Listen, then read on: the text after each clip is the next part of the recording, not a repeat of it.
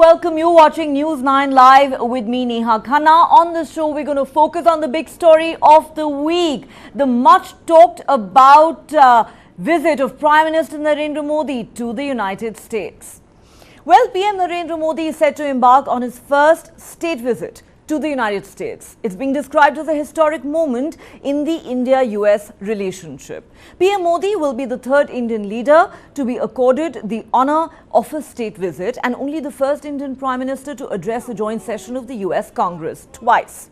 He last delivered such an address in 2016.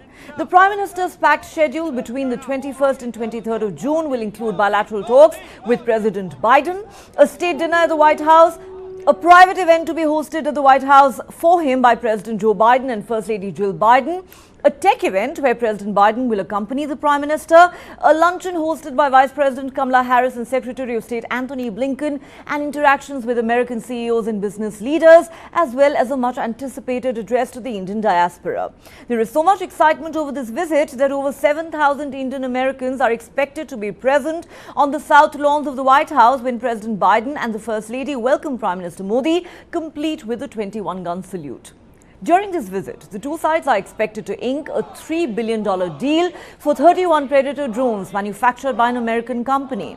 India-US ties will now extend to defense technology cooperation.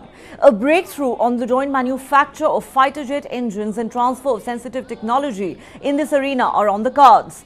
In addition to this, there's likely to be collaboration between India and the United States in the areas of semiconductors, trade, space cooperation, knowledge partnership, research and education, civil nuclear cooperation, telecom and artificial intelligence.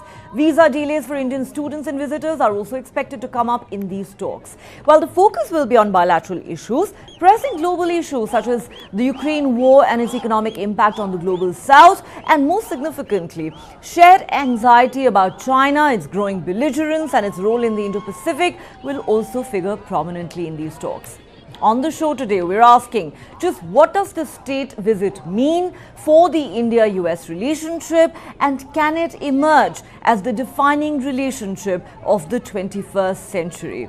And to answer those questions, we're now joined by a very special guest. We have with us Ambassador Arun Singh, former Indian ambassador to the United States. So welcome to the show. Thank you so much for joining us. Thank you, Deva. Happy to be with you. Thank you, sir, for your time. If you could just bear with me for a moment, I want to play out for our viewers what India's Foreign Secretary said about this important visit earlier in the day, and then we will be right back with you. It's a milestone in our relationship between the two countries. You heard Honorable External Affairs Minister say yesterday, it's a very significant visit, very important visit, a visit on which there is a genuine and widespread deep interest in the United States. Two, the visit is very rich in both form and in substance. Three, key component would be the leadership connect during the visit between the two countries. Four, naturally, an important element of the visit will also be discussion on the bilateral relationships, the line of effort, the objectives that we set for ourselves in terms of looking at next series of transformative agenda items in years ahead. And in that, I guess the effort would also be to build a network in which these new domains of partnership could be properly positioned. I'm thrilled that Prime Minister Modi will be visiting the United States for an official state visit. Only the third time in 75 years that an Indian Prime Minister has visited. It's only the third visit of any head of government from anywhere in the world with President Biden to the White House. So how important is this visit? To understand that, let's now go across to Ambassador Arun Singh, former Indian ambassador to the United States. So it's being described as a historic visit. You wrote a comprehensive article recently outlining various milestones in the India-US relationship over the decades and what it means today. So let me ask you this. If President Bill Clinton's visit to India all the way back in 2000 marked a new era in this bilateral relationship and the civil nuclear deal inked under President Bush and Prime Minister Manmohan Singh took it to a new level, how would you describe the importance of Prime Minister Modi's visit to the US in 2023? Some say it's the coming of age of this relationship. Would you agree?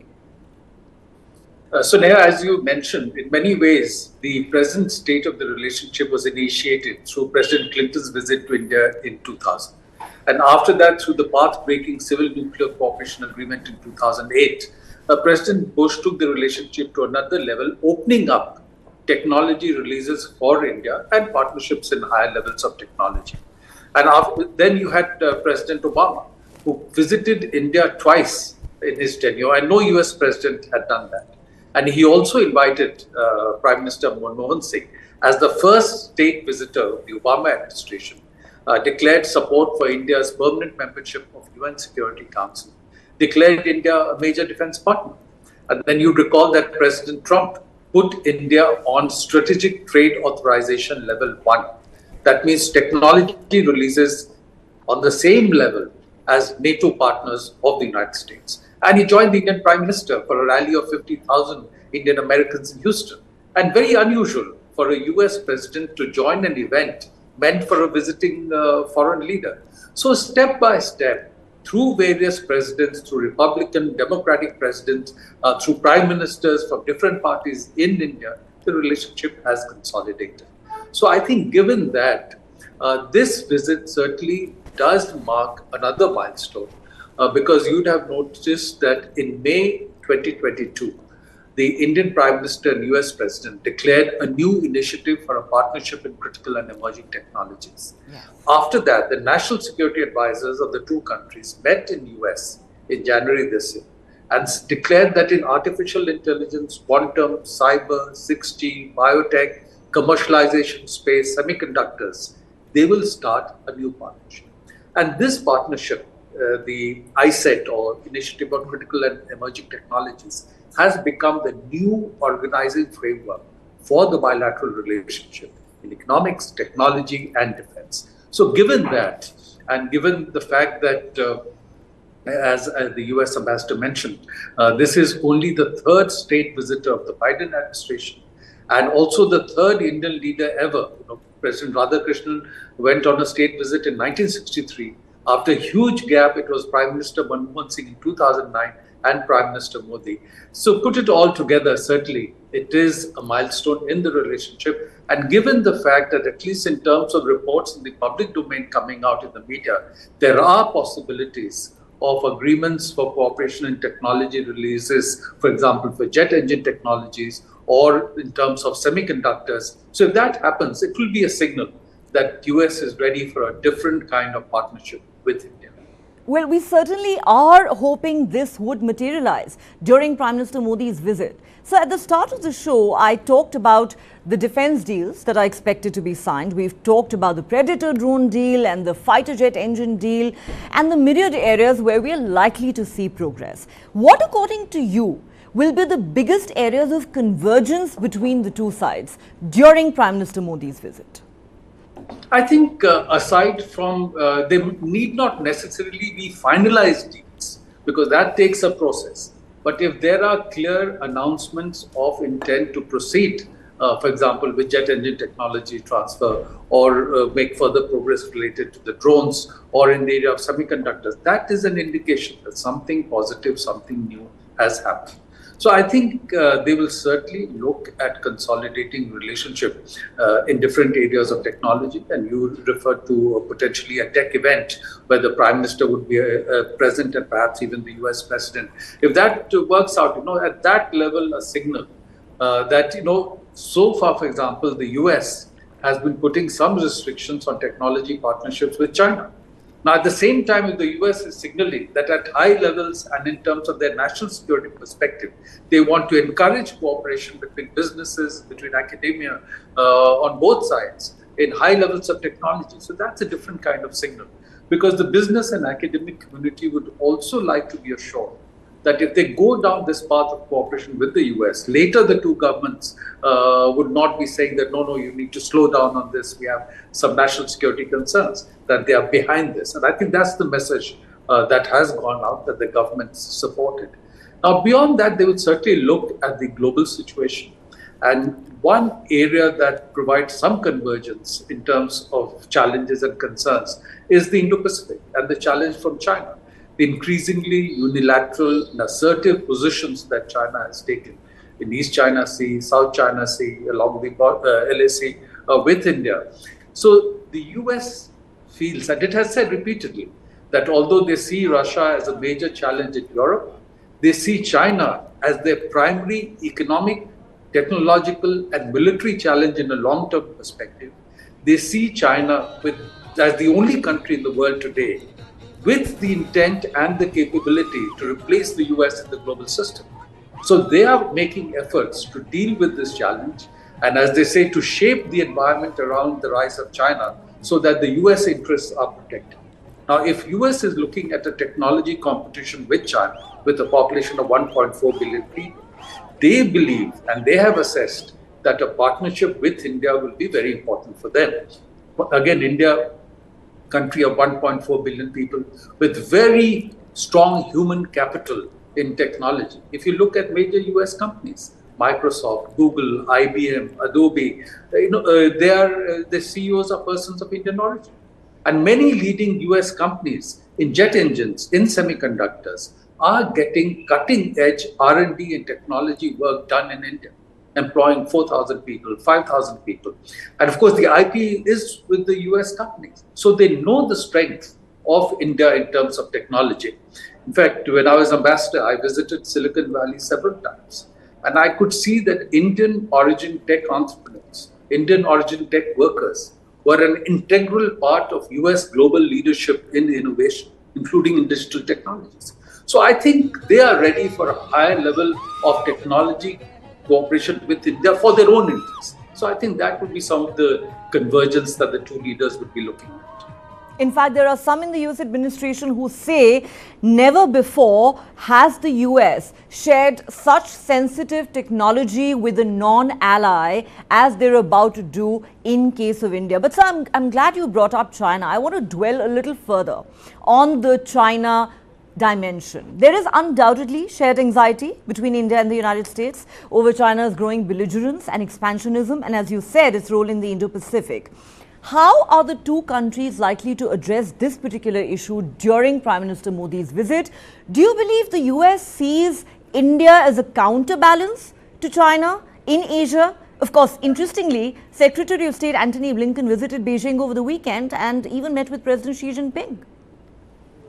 So there are different dimensions playing out. At one level, the US has said, as I mentioned, that they see China as the main challenge. They see China as the pacing challenge.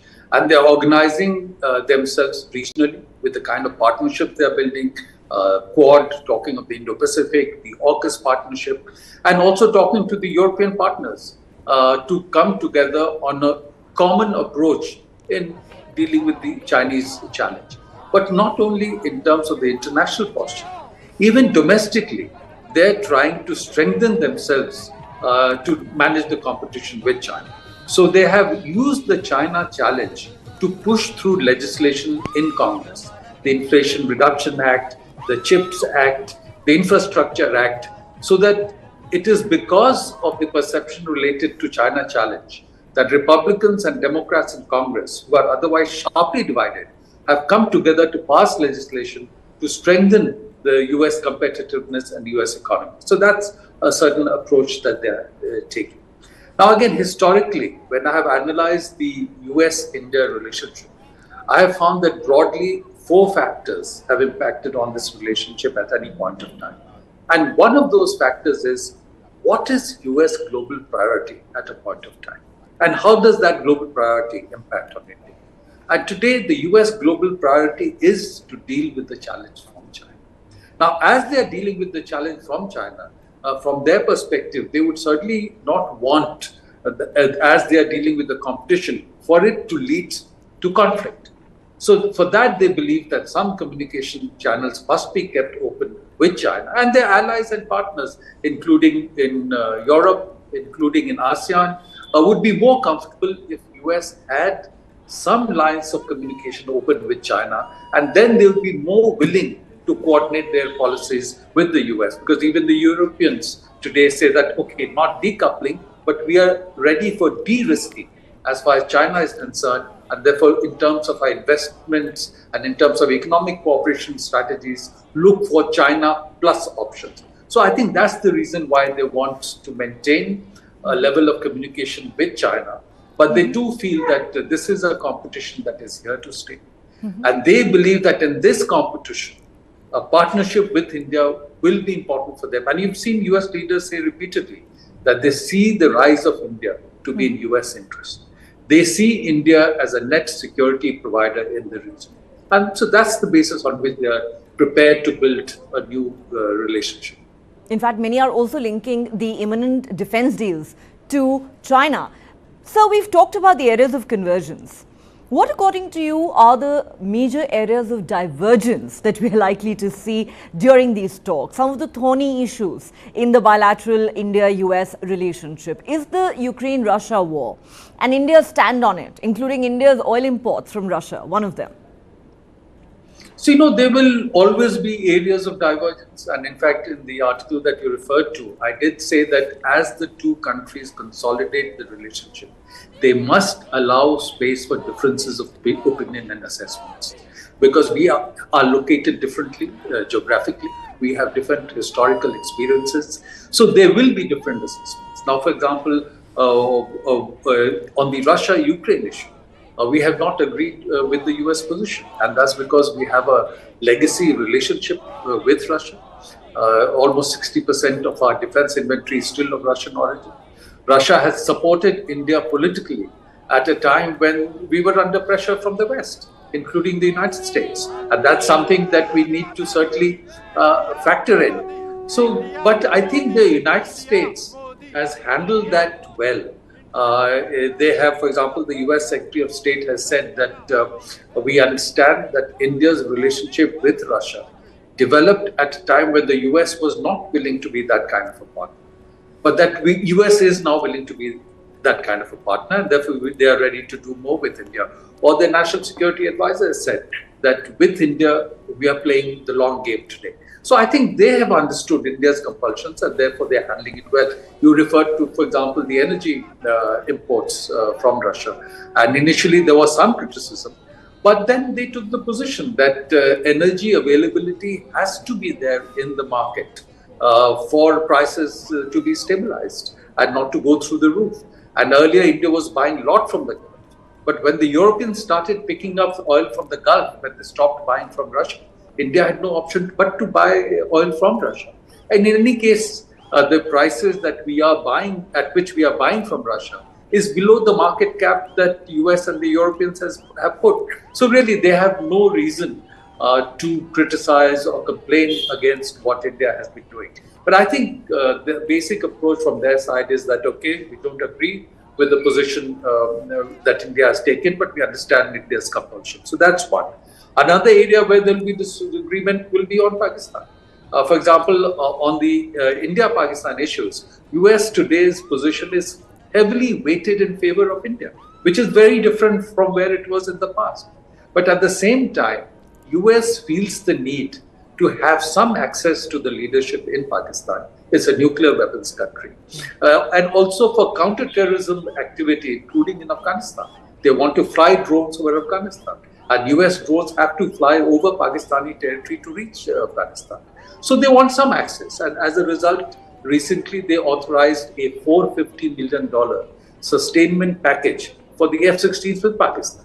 Now, that's something that India will not like, because Pakistan uses F-16s only against India, although they claim it is for counter-terrorism purposes. So there will be areas where there will be differences. But I think if we look at the overall relationship, the direction, the consolidation, certainly it is to mutual advantage, including to India's advantage.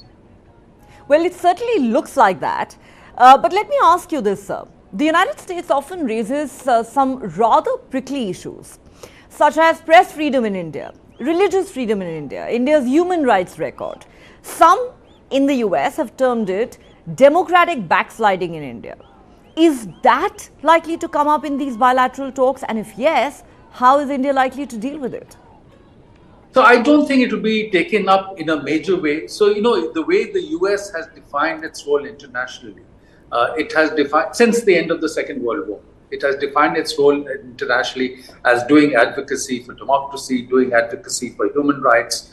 And there are some in the US who have negative perceptions related to developments in India. But at the same time, the US itself has challenges. You look at the problem of racism in the United States, or look at the kind of action that had taken place under President Trump, when the US Congress was stormed, when the finalization of the transfer of power was taking place. So all democracies face challenges, and they have to handle it, whatever challenges themselves. So I think the way the US or the US government will square this issue would be perhaps to make some general reference to the need for strengthening democracies everywhere without getting into any kind of a strident assessment of their own making related to developments that they believe may be happening. All right. So I now want to shift our focus to a slightly different issue. A touch of personal warmth is being extended to Prime Minister Modi during this visit. President Biden and the First Lady will also host the Prime Minister at a private event at the White House, in addition to the state dinner. As we mentioned earlier, President Biden is likely to accompany the Prime Minister to a tech event. Over the years, we've seen a growing personal rapport between the two leaders, including some warm hugs. What do you make of the bonhomie between the two leaders? And in the world of diplomacy, what does it really mean beyond optics? So, if you look at the evolution of the India-US relationship since 2000, and as I mentioned to you right in the beginning, presidents and prime ministers have played personal role in advancing the relationship. President Bush, even before he had started his campaign, told the team that he was building around him that he wanted a strategy to build a relationship with India. When Prime Minister Manmohan Singh met President Bush in 2008, towards the end of President Bush's tenure, he said to him that the people of India deeply love you. And at a time when he was very and if I may add, many viewed that statement here in India with utter disbelief. But please go ahead.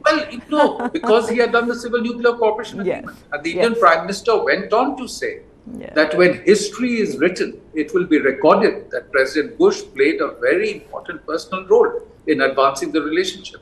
Because when negotiations stalled, he had stepped in. Similarly, President Obama, at several stages, for example, when he declared support for India's permanent membership of UN Security Council, his advisors were divided. Some said he should go ahead, some opposed it, and finally it was his call. So, and on the Indian side, Prime Minister Vajpayee said that India and US are natural allies. And Prime Minister Manmohan Singh staked the survival of his government when there was a no confidence motion in the Indian Parliament for the nuclear agreement that he was doing. So presidents and prime ministers over the last 20 years have each of them played a role in advancing the relationship. And I think it's the same also with Prime Minister Modi. Many steps have been taken when he has been Prime Minister, which has advanced the relationship in different ways. And then I think the kind of personal relationship that he was able to establish, first with President Obama, then with President Trump, now with President Biden, makes the level of discourse far more comfortable. And they're able to deal with issues even where they may not agree in a friendly way, to understand each other's compulsions and show a certain level of empathy. So that certainly makes a difference. Interesting. You believe that personal chemistry between world leaders does make a big difference. It's not just about optics. Let me ask you this now. In recent years, under the leadership of Prime Minister Modi, many say India has come into its own on the global stage, repeatedly asserting its independent foreign policy like a self-assured nation, even in the face of criticism, as we mentioned earlier, and it has grown in international stature. For example, Prime Minister Modi's words of advice to the Russian President Vladimir Putin that this is not an era of war in the context of the Russia-Ukraine conflict resonated globally, and these words were echoed by many world leaders. What do you think this particular state visit by Prime Minister Modi to the US mean for India's global stature? So, Neha, if you see, the world is changing dramatically. When India became independent, we were faced with a bipolar world, and that lasted till about 1990. After 1990, till about 2010 or so, we were faced with a unipolar world situation, essentially dominated by the US. Today, we are faced with a multipolar world situation where US leadership is being contested primarily by Russia and China. Now, given that, and given our own interests and challenges, it is important for India to consolidate the relationship further with the US, to sustain the relationship with Russia, and strengthen itself to deal with the challenges that it has with China. So given that, I think the visit of the Indian Prime Minister to the US and the kind of welcome that is being prepared in the US, including in the government, including in terms of substantive cooperation, and the imagination, is really catching the imagination of the wider groups of people, both in India and the US, will serve to deepen the relationship between India and the US, not just at the level of government, but in business, in the academic community and wider society. So it will certainly be very, very significant.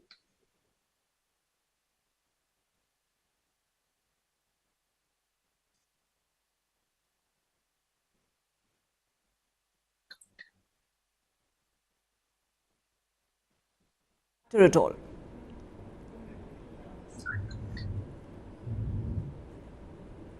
Can you hear me, sir? Yeah, I can hear you now. Okay, so my question is, this is my final question to you, sir. Do you believe that during this visit, President Biden and Prime Minister Modi will also be somewhat playing to their domestic audience in view of the fact that both these leaders face an election in their respective countries next year? Or do you believe that is really not much of a factor? Well, I don't think the domestic is immediately the very important factor, but certainly it plays well. And if in India it is perceived that the Prime Minister Modi has certain stature at the global stage, the kind of reception he gets in the US, it adds to the positive assessments that people would have of him in India. Similarly, as far as President Biden is concerned, the fact that he's able to consolidate relationship with different countries, the fact that he's taking steps to deal with the challenges that the US has, including with China, and then it will also resonate with the Indian American community in the US. Now, this has become a significant community, more than 4 million strong. It's the largest single country present of Indian origin diaspora. And in many states, the size of the Indian American community today is larger than the size by which the president had won the election in 2020. So it's in those states. So it's a significant presence of the Indian American community. They're active in the elections. They're active in funding for campaigns. So I think for President Biden also, it would be helpful. After all, if President Trump came to the rally with the Prime Minister in Houston, he came not just because of India. And who can forget Abki Bar Trump Sarkar? Trump Sarkar. Also, he was looking at his own voting base and funding and votes for his own elections. So that's certainly also a fact. It is a factor. Well, one thing we know for sure is that all eyes will be on this historic visit this week. Ambassador Arun Singh, it's been an absolute pleasure talking to you, sir. Thank you so much for your time and perspective on this critical issue, and we hope to have you back on the show very soon. Thank you, Dave. Thanks. All right, as we said earlier, there is clearly a lot of excitement over Prime Minister Narendra Modi's upcoming visit to the United States. Many in the Indian American community are lining up to catch a glimpse of the Prime Minister. Listen in to what some of them had to say. We are very excited that Modi ji making the fourth and fifth time during the tenure. And we have reached the new heights, the India-US relations. Modi ji ke swagat ki tayari hai? Yes, we are ready for welcoming Modi ji. We are at Times Square, New York. We came all from New Jersey, Connecticut, all tri-states. We are welcoming Modi ji. This is the kick-off for the Modi ji's visit. This is happening in all across the country in 20 cities. And it's a kick-off, it's a Modi festival for this week. Modi ji Bharat के leader नहीं है, पूरे विश्व के leader हैं और New York में हम मोदी जी का स्वागत कर रहे हैं। हम लोग बस से भर भर के आए हैं ट्राई स्टेट से, सिर्फ और सिर्फ हमारा रिस्पेक्ट, हमारा जो मोदी जी के लिए सम्मान है उसको दिखाने के लिए। अरे मैं रंगीला रंगीला रंग वाला और कहाँ से होगा, मेरा रंग है उमंग है। मैं गुजरात का जगदीश एक्टर पड़ा रंगला, यूएसए में पिछले 32 साल से गुजराती छू। कैम छो? मुझे बताइए मोदी जी का स्वागत कैसे करेंगे आप? अरे मोदी है तो मुमकिन है। वेलकम मोदी। मोदी जी आपको स्वागत की क्या जरूरत है, सारा विश्व आपको जानता है। हम तो तुच्छ लोग हैं, लेकिन आपको दिल से मोदी साहब welcome to USA again and again, and make proud for all of us by doing our India #1. Modi joining American President Biden. So this is a great event for all of us and a great moment for all of us. We wanted to celebrate that. We wanted to make sure that everyone knows how the India and America relationships are growing and how they are helpful. जब मोदी जी आते हैं, जब देश की presence यहाँ पे feel होती है तो बहुत गर्व लगता है कि मेरा देश का मैं हिस्सा हूँ, और मेरे को ये भी महसूस होता है कि मैं यहाँ पे मेरी स्ट्रॉन्ग कम्युनिटी भी एक है। We welcome you with open heart, open arms, and we are so thankful for what difference you have made for India and the whole world. Well, clearly there is a lot of excitement in the United States over Prime Minister Narendra Modi's upcoming visit, and there is a lot on his agenda as he gets set to embark on that historic trip.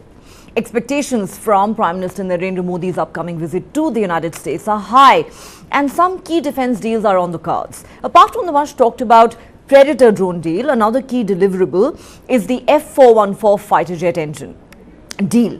The US administration has completed the executive approvals for the joint manufacture of F-414 jet engines in India, and the process of notifying the US Congress about the impending MOU to be signed between General Electric and Hindustan Aeronautics Limited is now underway. So why is this deal so important?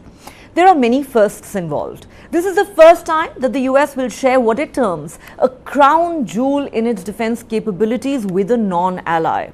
It is the first time that there will be co-production of jet engines with a country that the US does not have a treaty with. It's also the first time that the US is sharing a substantial share of what is being described as sensitive jet engine technology, with a provision for tech transfer ratio to increase over time. One expert has been quoted as saying, "This deal is transformative. India will have access to the full engine. India will have designs in sensitive technology. This is more tech transfer than the US has ever authorized. New frontiers are being breached." Some experts say that this deal would offer India access to better fighter jet engines than what China possesses, as these have greater power and efficiency, longer service life, and require less maintenance. They add, this technology cooperation partnership could help India research, design, and produce its own cutting-edge aero engines. In a recent report, Heritage Foundation's John Venable and Jeff Smith stated, this deal would bolster India's capacity to field indigenously produced fighters with some of the most powerful and reliable engines in the class, saving decades of research and development costs. They say the F-414 engine technology transfer will expand on the already growing interoperability between the US and Indian military systems. The F-414 jet engine deal is vital as the Indian Air Force is reeling under a critical shortage of fighters. It needs 756 fighters for a possible two-front war scenario, as against the 560 aircraft it operates at present. GE, the manufacturer of these engines, is expected to collaborate with India's Defence Research and Development Organisation to produce F-414 INS-6 engines for Tejas Mk2, which are expected to replace the aging Mirage 2000, the MiG-29 fighters and Jaguar. The expected transfer of technologies will allow the production of critical components in India. The F-414 engine is a powerful and reliable engine that's currently used in a number of fighter jets, including the FA-18 Super Hornet and EA-18G Growler. It is expected to provide the Mk2 Tejas with the performance and capabilities it needs to meet the challenges of the 21st century battlefield. The big military deals, that is, the drone deal and the jet engine deal, could give major firepower to the Indian armed forces, which face two hostile neighbors in Pakistan and China. To understand the significance of this imminent deal, we are now joined on the show by Lieutenant General Shankar Prasad, former Director General of Infantry, and Wing Commander Praful Bakshi, former Chief Spokesperson for the Ministry of Defence. Gentlemen, welcome to the show. Lieutenant General Shankar Prasad, if I could start with you, sir. As I said, the US says that this is the first time that it is sharing a crown jewel in its defense capabilities with a non-ally, and there are experts who have said that the US has never gone this far in sharing sensitive technology with a country with whom it does not have a treaty. Do you agree with that assessment, and how important is this deal, sir, for India in particular and for the India-US relationship? You said everything correctly. It's most important for India-US relationship. It's something that has never happened in the past. I would recall some years ago when the talk about drones was going on, the Americans decided to give us some drones without weapons. And we kept asking for weapons, and they wouldn't give any drone with a weapon system. So here is an opportunity that we are getting critical technologies in terms of air power, in terms of drones. Let's look at each one of these one by one. We're getting the aircraft engines, you just said so. We're getting drones, mediators, which have got a fantastic capability. It is capable of carrying out wide reconnaissance in the sea coast, in the sea lines, as well as in the northern areas of our borders. It has got missiles equipped with it. So it's a very potent weapon, which the first time the Americans are giving it outside America. The second more important thing is this, that the aircraft are coming as engines, which you rightly said are the finest engines, aircraft engines available. And also don't forget the F-18. The F-18, a fighter aircraft, which are specifically being asked for the Navy, and they are also likely to come. Well, all of it is there, and you said so just now, no point in repeating it. But the important point which I want to highlight is this, that the importance to these deals can be seen from the manner in which just prior to the Prime Minister visit to the United States, we've had the visit of the NSA from USA. We've had the visit of the Defense Secretary from the USA. So these are the indicators that the agreements are most likely going to be signed, because these basics would have been sorted out. It's just a question of last-minute discussion between the two heads of the state to finally put their signatures onto it. It's a great game changer in the strategic world. You know, we must remember how the strategic position of India has changed, both in terms of the Quad, that is the influence that we have in the Indian Ocean and the Pacific Ocean. This is something which is very important. The Americans are very keen that India has capabilities to be able to form an effective part of the Quad, even though we are not a part of the AUKUS, yet provide America and the Quad a status where we can match the status or the capabilities of China. The other thing we must remember, that this will also enhance our overall strategic partnership between us and the United States, which has been going on at some level. We had some trade of about $19 billion. It's going to shoot up immensely now. So there is also another aspect to it. The Americans would like more investments coming into India, better supply chains, and therefore the investments into India is going to be perhaps taken away a bit from the China. Also, it will act as a counterbalance to China. Many people say so. Well, one really doesn't want to say so, because India has its own dynamics and the kind of alignments that we have, which we sometimes call flexible alignments, sometimes called need-based alliances. So currently, the problems, the security challenges that our country is facing today, both at the northern borders and in the high seas in the Indian Ocean, these weapon systems, and you also notice they're all long-range missiles, they're all loitering ammunitions, they're all increasing capabilities to be able to engage an enemy which may call himself superior to us, but yet we have to match them in various strategic fields, and this is what they're going to achieve. I would say that the end of it, if all of these 6 or 7 arms-related agreements are signed, it will increase our strategic capabilities immensely. It will really create certain amount of caution on the part of the Chinese, and obviously it will make us a more, shall I say, important ingredient, important element of the Quad. All right.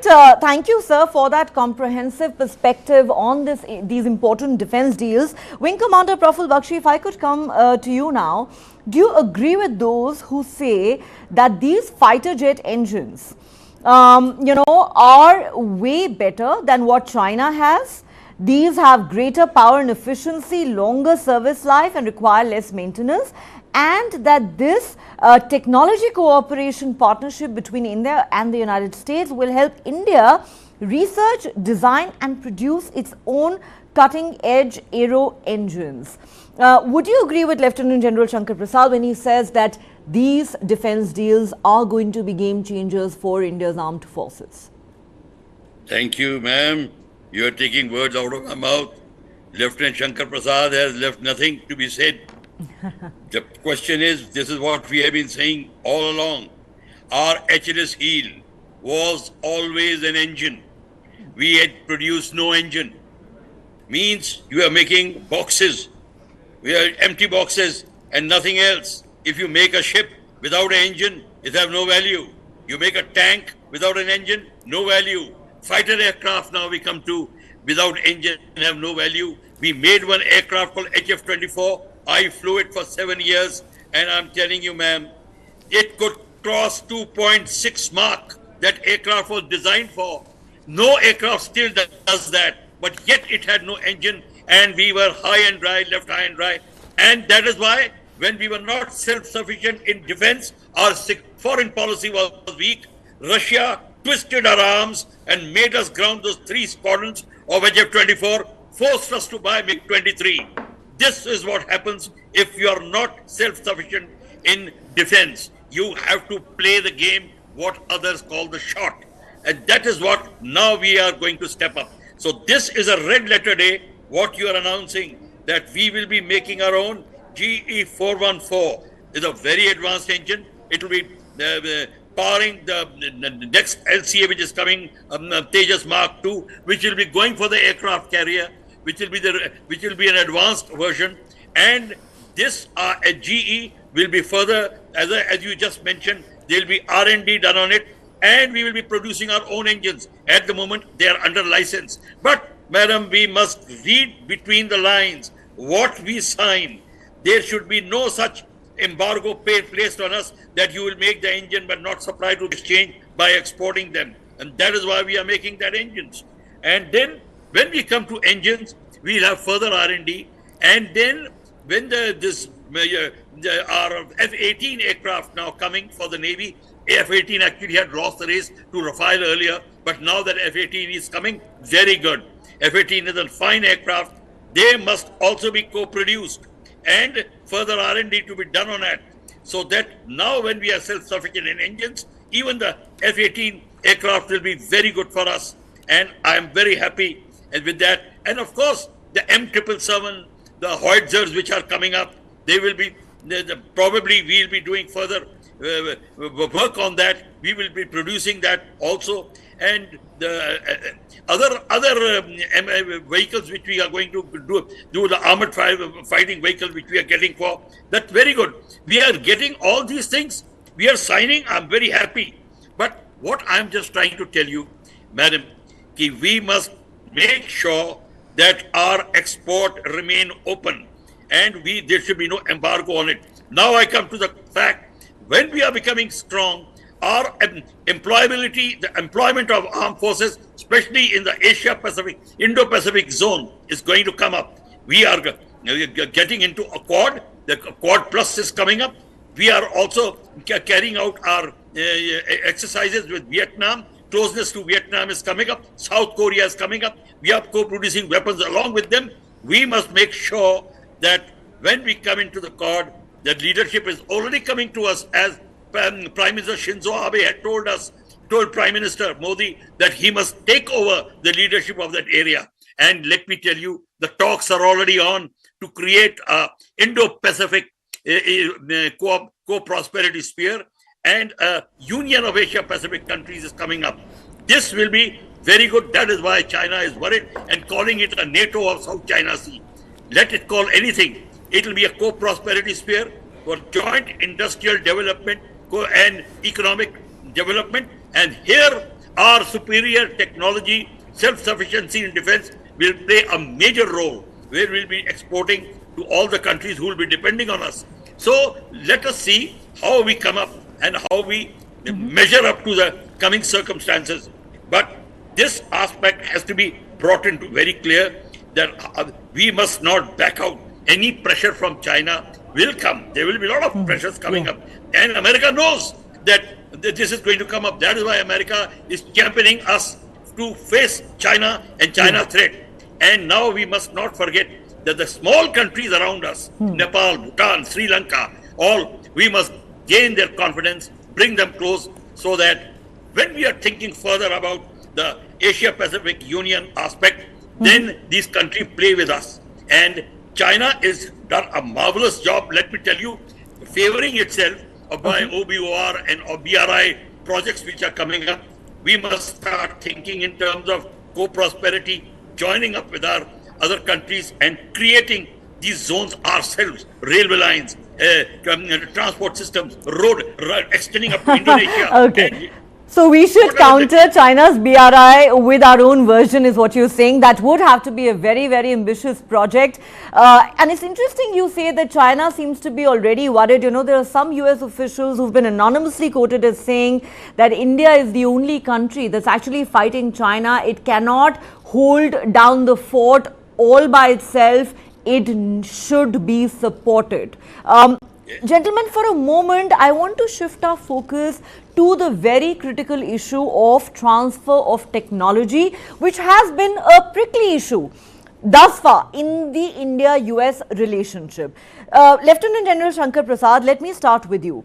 Sir, India had for a long time pursued the dream of building its own indigenous aero engine, but we know how the experience with the Kaveri engine went. It never quite made the cut. And even our indigenous, first indigenous fighter Tejas had to be fitted with a GE F404 engine because there was no transfer of technology. Now we are saying this deal is going to be a game changer because there is going to be transfer of technology involved. Correct me if I'm wrong, sir, but you know, at the moment we are given to understand that the engine will be manufactured in India. If you could have Lieutenant General Shankar Prasad up on the screen, please. That the engine will be manufactured in India with around 80% of value and technology being transferred to Hindustan Aeronautics Limited. For the remaining 20%, it seems the United States is keeping its options open. But Hindustan Aeronautics Limited officials are saying that India is actually insisting on total transfer of energy. That is the only way this is going to work in the long run. Are you hopeful, sir, that that will become a reality over time, if not immediately? It's difficult to say that I can support this idea of actually expecting 100% as we desire. As the Air Commodore said, it is very difficult. We are talking about an Atmanirbhar Bharat. We are talking about complete technology transfer. These are very high-end technologies. Every country that possesses these technologies is going to keep something up their sleeves and not share with us. So it will be expecting too much at the moment. Right now, the important thing is this, that we have to build capabilities. This capability building was at the background for many years. We did nothing very important to really increase our strategic firepower or strategic strengths. If you do not want to have a war, now you've seen what Russia and Ukraine war is resulting in, the kind of human loss, the kind of immense tragedy that the world is witnessing. Nobody wants to go to war, but the only way you can prevent going to war is to be able to have sufficient deterrence. And with these weapon systems, Predators, own fighter aircraft, loitering ammunition, and the varieties of things that we have talked about, unless we have these capabilities, the enemy will always think about waging a war on us. And we will all the time be on a defensive, or even if we go on some offensive, it's a very, very expensive exercise. Therefore, I look at the whole thing at the moment that let us get what we are getting.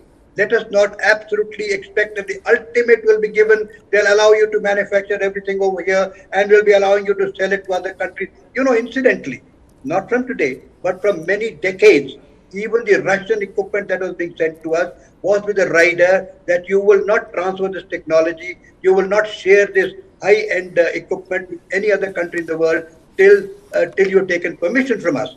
So every country that gives you weapons and equipment, any high technology, will always make you sign a paper to say, there is a legal document to say that you will not fiddle with this, you will not do reverse engineering, you will not share this technology with anybody in the world till you got a written permission from us. So at the moment, to accept or to expect that such a thing is going to happen, I think it's a bit far-fetched. But what is important, that somebody is now willing to share. And why is it so? So, Because can I we've been just come able in to for a moment, establish sir? strategic- I'm sorry to interrupt Sorry. you, but you said something important. You're saying, to expect absolutely no conditions whatsoever is too far-fetched. Wing Commander Praful Bakshi says it's absolutely essential that no embargo is placed on our exports. We should have the complete liberty to decide who we want to export to. You are saying that's not going to happen. Let's be realistic. No, I'm only saying that that's expecting too much. If we insist on this, we may lose a beautiful deal right now. Therefore, the first step is, let us begin. Let us see how relations with America it goes, enhances as we get along. Let us see how we and America have common objectives. Our time may come, not today, not tomorrow, maybe in the near future, but the Americans feel it is better to manufacture these in India and allow them to be exported. We can have a joint understanding between the country that's providing us the technology and manufacturing in India. Jointly, we can export it or import, whatever it is. The point is this: if we expect in the first salvo to be able to expect and everything done, well, it'll be great if it happens, but it's most unlikely. Obviously, any country that gives you anything like this, which is such high-end technology, is not going to share everything on one go. So let us be practical about it. I am more practical. Well, ultimately, yes, I would like to have complete control on the equipment that I manufacture in my country and should be able to do what I feel like with it, sell it to whoever I like. And ultimately, the objective of Atmanirbhar Bharat is to become an exporting country for weapons and equipment. We all know that. But that's not going to happen in a hurry. It's going to take time. Okay. But my closing point on this particular issue is, let us not break the deal just by this thing. Let us get the mediators. We need the mediators very badly at the moment. We need the engines very badly at the moment. Yeah. We need missiles very badly. We need loitering ammunition. We need hosts of things. And you must understand the current relationship between us and China. We are Exactly. living in very difficult times today. So we've got to be ready to have a deterrent to see and to prevent any power to interfere in our internal security or external security. Yeah, you're quite right, sir. The Indian Air Force does desperately need these engines. I mean, the reality is, if you just look at the data, that the Indian Air Force needs 756 fighters for its for a possible two-front war scenario, as against the 560 aircraft that it operates at present. But Wing Commander Praful Bakshi wants to come in. So, sir, I will give you a chance to respond to what Lieutenant General Shankar Prasad is saying. 2 points that I want you to respond to specifically. He is saying we don't live in an ideal world. Let's not expect that the US is going to give us these engines and technology transfer with absolutely zero conditions. So let's not think that they're going to be absolutely no embargo on our exports. Number two, any country which has made this kind of investment in such cutting edge technology will not want to share 100% of that technology with another country. Let's at least make a beginning. Your response? Yeah. Madam, I'm not saying at all that we should become so adamant that says sign here or we walk out. No, no, no, no. I'm not saying that. I am saying within the precincts of diplomacy, we must know, but we must first spell out. Our problem is with our doctrines. We had never spelled out our requirement ever. The question is, we were even never wanting to make our own engines. That is the problem. We were always pulling our punches. Let us open up. Let us tell them we want this. Let us negotiate. Yes, there will be give and take. There will be no doubt about it. China will do, America will do give and take with us. We will do give and take. Within the precincts of diplomacy, we must work out. But we must first firmly spell out what is the requirement. That is what we should do. Let me tell you, madam, before we talk about this, I must congratulate the government. that there is so much of change in the thinking of armed forces, especially in the defense, not in the mind of armed forces officers, in the mind of the defense planners and the MOD, that's and Prime Minister's office, where the thinking has changed. That is what is allowing us all this. So I am not saying that General Shankar Prasad is wrong. No, he is right. I am not saying that we must become so adamant that we should walk out of the conference hall. No, nothing like that. But we must spell out our requirement and be firm about it. And let us see what can be done the best. At one time, let me tell you, madam, under the pressures of foreigners, our people, when I was in South Block, used to call LCA Tejas a hoax. Arunachalam was called a hoax. That is what is it. We used to do it, but because we had no other choice but to play the game. That should not happen. That is what I am trying to tell you. Certainly not. I am not saying that we should become such a bullheaded person that we walking out of the meeting or disagreeing to sit with them. Okay. No, nothing of that sort. I don't believe in all. Okay, certainly we need to show flexibility because we are on the cusp of a historic deal here. Lieutenant General Shankar Prasad, sir, I'll give you the last word. Daniel Silverberg, a former National Security Advisor to the House Majority Leader in the US Congress, has been quoted as saying that one policy objective of the US administration is to strengthen the capacity of the Indian military to play a key role in the counter-China effort. Do you believe that these major defense deals that we are hoping to sign in this week are actually a step in that direction? See, I wouldn't like to say anything on that, but let me be very categorical. We are increasing our defense capabilities. And also, let us not run away from the fact that there is the American thinking that we must take India away, the Chinese away from India, and therefore let India become a counterbalancing force. This has been going on in the diplomatic terminology for the last couple of years, that India is being pushed up in the geostrategic environment to counter the Chinese threat. Yeah, it is of course so obvious, but the point is this: we are talking about the national security both from China as well as from other neighbors here. We have to make sure that our capability is enhanced so that we have adequate deterrence. Now, as I mentioned in one particular sentence, we still are not aligned. We cannot say we have become a part of the NATO or part of the American philosophy. We are still a country which has need-based alliances. We are a country with flexible alliances. And one more thing I want to add. You see, the point is this: will the Americans ask for something in return? They certainly will. They certainly may. I don't know exactly what has happened, but they would want to say, well, we must condemn Russian ingress into Ukraine. How are we going to do that? That's going to be a thorny issue, yes.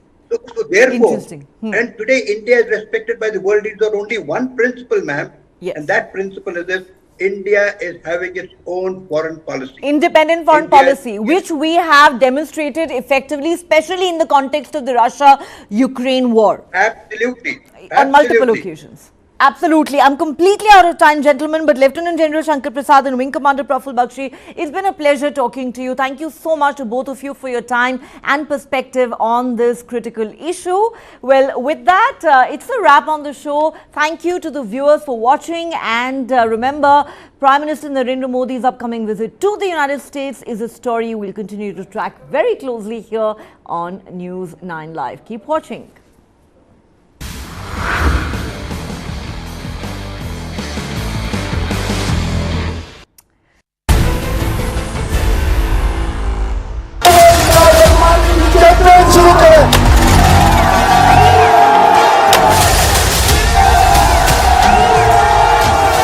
मैं इमरान अहमद खान नियाजी सबके दिल से हल्फ उठाता हूँ.